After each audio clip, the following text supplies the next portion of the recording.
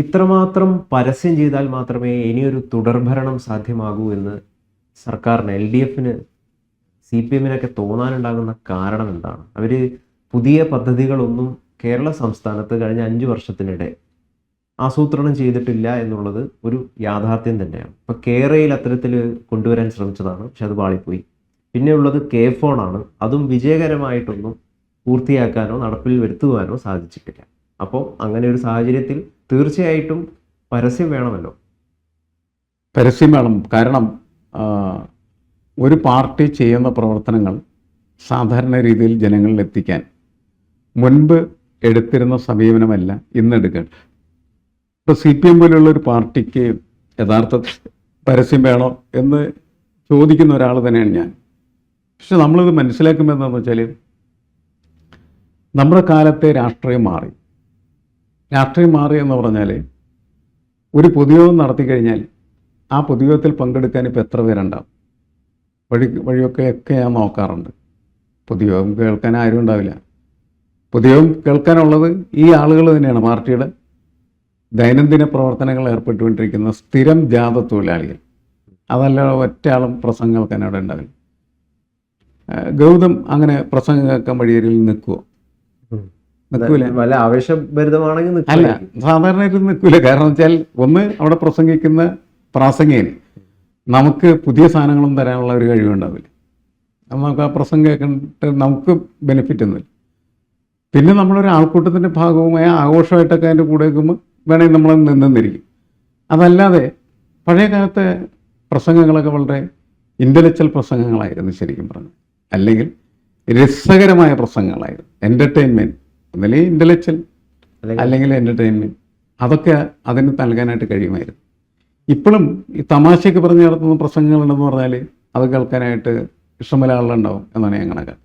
ഇപ്പോൾ സുകുമാർ അഴീക്കോറിനെ പോലെയുള്ള ആളുകളുടെ പ്രസംഗങ്ങൾക്ക് ഉള്ള പ്രത്യേകത, അത് തമാശയുമുണ്ട്, അതോടൊപ്പം തന്നെ ചിന്തയുണ്ട്, പുതിയ വിഷൻ നമുക്ക് തരാൻ പറ്റുന്ന പഴയ പൊളിറ്റിക്കൽ ലീഡേഴ്സിനൊക്കെ കഴിയുമായിരുന്നു. ഇപ്പോൾ EMSൻ്റെ പ്രസംഗം, EMS എവിടെയെങ്കിലും നിന്നും പ്രസംഗിച്ചാൽ മതിയായിരുന്നു. അത് മുഴുവൻ കാസറ്റിലാക്കിയിട്ട് ഒരേ സമയത്ത് കേരളത്തിലെ എല്ലാ തെരുവോരങ്ങളിലും ആ പ്രസംഗം ഒറ്റ സമയം 4 മണിക്ക് EMS പ്രസംഗിക്കുന്ന പറഞ്ഞാൽ കേരളം മുഴുവൻ EMS പ്രസംഗിക്കുകയാണ് ചെയ്യുന്നത്. അത് കേൾക്കാൻ വേണ്ടിയിട്ട് ഒരുപാട് ആളുകൾ വന്ന് അന്ന് കൂടുമായിരുന്നു. ഇന്ന് അങ്ങനെ ആരും കൂടില്ല. EMSൻ്റെ പ്രസംഗമായപ്പോലും അത് കേൾക്കാൻ ആളുണ്ടായിരുന്നു. അപ്പോൾ കാലത്തിന് വലിയ മാറ്റം വന്നത്, കമ്മ്യൂണിക്കേഷൻ ടെക്നിക്കിന് വലിയ മാറ്റം വന്നത്. ആ മാറ്റമാണ് പുതിയ കാലത്ത് രാഷ്ട്രീയ പാർട്ടികളെ സ്വാധീനിക്കുന്നത്. അതുകൊണ്ടാണ് അവരെ PR വർക്ക് എന്ന് പറയുന്ന പ്രതിഭാസത്തിലേക്കും പരസ്യങ്ങളിലേക്കുമൊക്കെ പോകുന്നത്. അപ്പോൾ ഇതിൻ്റെ ഒരു മാതൃക എന്ന് പറഞ്ഞാൽ എനിക്ക് വന്നത് കേന്ദ്ര സർക്കാരാണ്. മോദിയാണ് അതിൻ്റെ ഒരു മാതൃക എന്ന് പറയുന്നത്. ഇന്ത്യയിൽ മോദി എല്ലാ തെരഞ്ഞെടുപ്പുകളും വിജയിക്കുമ്പോൾ ആ തെരഞ്ഞെടുപ്പുകളൊക്കെ വലിയ പരസ്യങ്ങൾ കൊണ്ടാണ് അദ്ദേഹം നേടിയിട്ടുള്ളത് എന്ന് നമുക്കറിയാം. പരസ്യത്തിന് വേണ്ടി ഒരുപാട് പണം ചെലവഴിക്കും.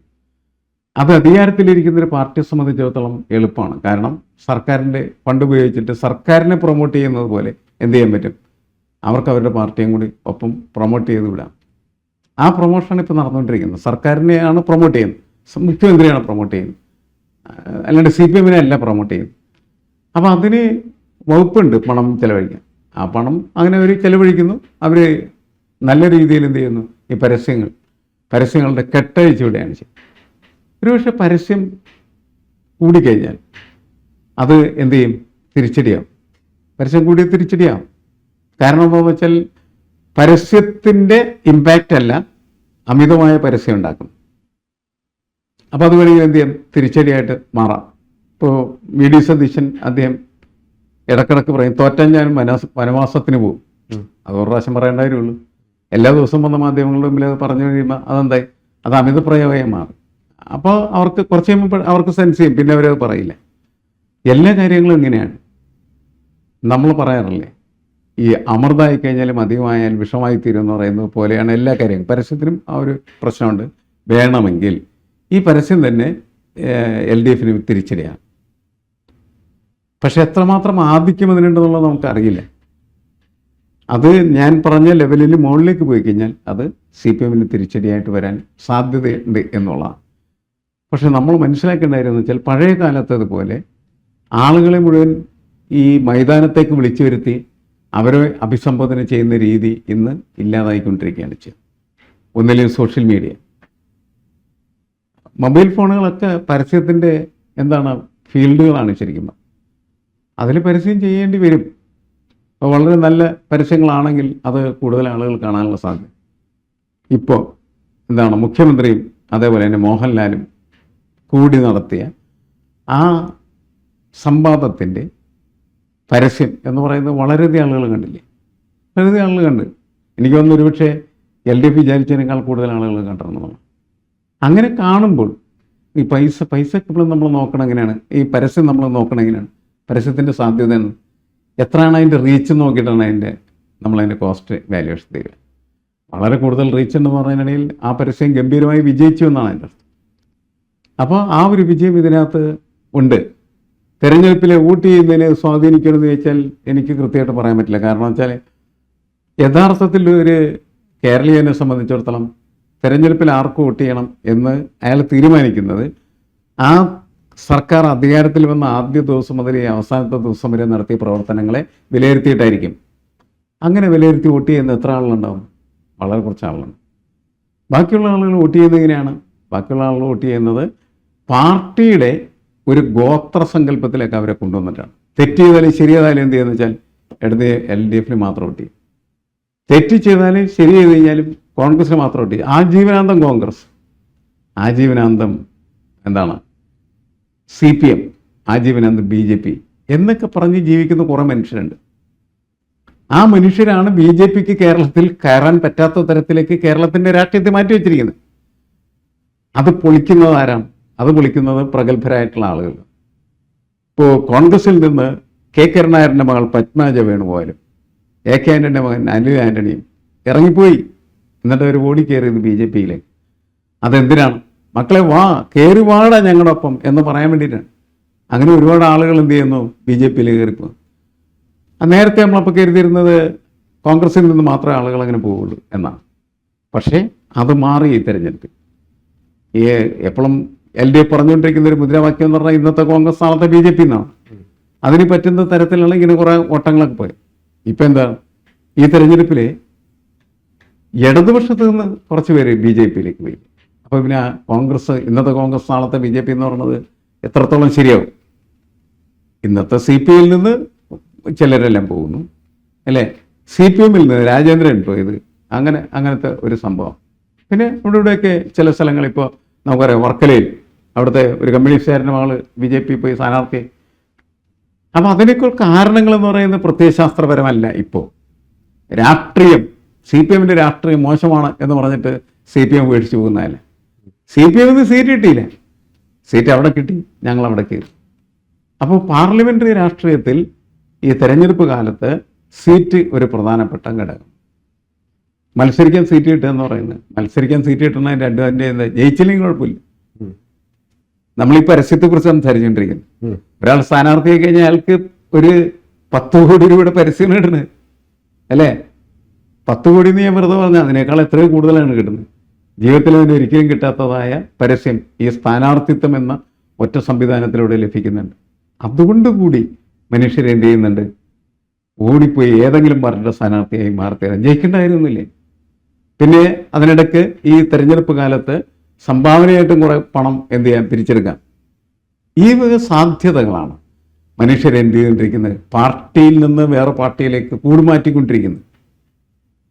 പഴയ കാലത്ത് കൂറുമാറിക്കഴിഞ്ഞാൽ കൂറുമാറിപ്പോകുന്നതിൻ്റെ മേത്ത് ടാറൂരിക്ക് ഒഴിക്കുന്ന നാടായിരുന്നു കേരളം. അത്ര ശക്തമാണ് പാർട്ടി കൂറ് അക്കാലത്ത്. ഇത്ര മാറി. അപ്പം അതുകൊണ്ട് നാളെ എന്ത് സംഭവിക്കുന്നത് നമുക്ക് പറയാൻ പറ്റില്ല. ഈ കൂറുമാറ്റത്തിൻ്റെയൊക്കെ റിസൾട്ട് എന്ന് പറയുന്നത് ഈ വരും തെരഞ്ഞെടുപ്പിൽ BJPക്ക് എത്ര ശതമാനം വോട്ട് കൂടുതലായി എന്ന് നോക്കിയിട്ട് നമുക്ക് തിരിച്ചറിയാനായിട്ട് പറ്റും. വേറെ അത് വർദ്ധിപ്പിച്ചുകൊണ്ടിരിക്കും. അങ്ങനെ ഈ വർദ്ധിപ്പിച്ചുകൊണ്ടിരിക്കുന്നതിൻ്റെ പെർസെൻറ്റേജ് കൂടിക്കഴിഞ്ഞാൽ അത് തീർച്ചയായിട്ടും എന്ത് ചെയ്യും? ആ പാർട്ടിയെ വളരെ എളുപ്പത്തിൽ കേരളത്തിലെ CPMനെ പോലെ അല്ലെങ്കിൽ CPIയെ പോലെ അല്ലെങ്കിൽ മുസ്ലിം ലീഗിനെ പോലെ കോൺഗ്രസിനെ പോലെ ഒരു പാർട്ടിയാക്കി മാറ്റും. ഈ അടുത്ത കാലത്ത് നമ്മൾ കണ്ട വിസ്മയം എന്ന് പറയുന്നത് പല ഹിന്ദുക്കളും മുസ്ലിം ലീഗിലേക്ക് ചേരുന്നു. മുസ്ലിം ലീഗ് ബോധപൂർവ്വം ചേർക്കുകയാണ്.